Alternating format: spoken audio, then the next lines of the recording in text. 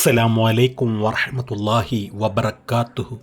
കഴിഞ്ഞ വീഡിയോയിൽ ഞാൻ പറഞ്ഞതുപോലെ സഫീറുമായി ബന്ധപ്പെട്ടിട്ടുള്ള CCTV ആണ് പുറത്തു വന്നുകൊണ്ടിരിക്കുന്നത്. പല പല ചാനലുകളും അത് റിപ്പോർട്ട് ചെയ്യുന്നുണ്ട്. ഷഫീർ കൊണ്ടോട്ടിയിലെ ഒരു ലോഡ്ജിലേക്ക് ഒരു ഓട്ടോയിൽ നിന്ന് കയറിപ്പോകുന്നതും അദ്ദേഹത്തിൻ്റെ കൂടെ വേറൊരു സ്ത്രീയുമുള്ളതുമൊക്കെ CCTVയിൽ കാണിക്കുന്നുണ്ട്. മാത്രവുമല്ല, അദ്ദേഹത്തിൻ്റെ കൂടെ അദ്ദേഹത്തിൻ്റെ കുഞ്ഞും മറ്റേ സ്ത്രീയുടെ കയ്യിൽ വേറൊരു കുഞ്ഞുമൊക്കെ ആയി പോകുന്ന CCTV ദൃശ്യങ്ങളാണ് സമൂഹ മാധ്യമങ്ങളിൽ ഇങ്ങനെ സ്പ്രെഡായി പോയിക്കൊണ്ടിരിക്കുന്നത്. ഇതിലെന്താണ് ഈ സംഭവം എന്ന് കൃത്യമായി മനസ്സിലാകുന്നില്ല. കാരണം അദ്ദേഹത്തിൻ്റെ ചെറിയ ഒരു കുഞ്ഞുമായിട്ടാണ് അവൻ പോയിരിക്കുന്നത്. അദ്ദേഹത്തിന് വേണമെങ്കിൽ കാമുകിയോട് പോകണമെങ്കിൽ ആ കുഞ്ഞിനെ ഉപേക്ഷിച്ചുകൊണ്ട് കാമുകിയുടെ കൂടെ പോകാമല്ലോ. കാരണം ഒരു ചെറിയ കുഞ്ഞ്, പാല് കൊടുക്കേണ്ട പ്രായമായ ഒരു കുഞ്ഞിനെ ഏറ്റിക്കൊണ്ടാണ് ഇവൻ പോയിരിക്കുന്നത്.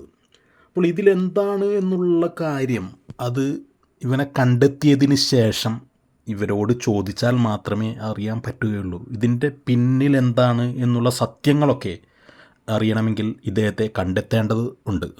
സത്യത്തിൽ ഇദ്ദേഹത്തിൻ്റെ ഭാര്യയുടെ വോയിസ് നമ്മൾ ഇന്നലെ കേട്ടതാണ്. ഒരു പച്ചപ്പാവ, അതിൻ്റെ ആ ആത്മാർത്ഥത ആ വോയിസിലൂടെ നമുക്ക് കേൾക്കാൻ സാധിക്കും. ഈ സ്വന്തം ഭർത്താവിനെക്കുറിച്ച് ആ ഭാര്യ പറയുന്ന വാക്കുകൾ വളരെയധികം ഒരു ആത്മാർത്ഥതയോടെ തന്നെയാണ് ആ ഭാര്യ ഈ വ്യക്തിയെക്കുറിച്ച് പറയുന്നത്. അപ്പോഴൊക്കെ കേൾക്കുമ്പോൾ നമുക്ക് വളരെയധികം വിഷമം തോന്നിയ ഒരു സംഭവം തന്നെയാണിത്.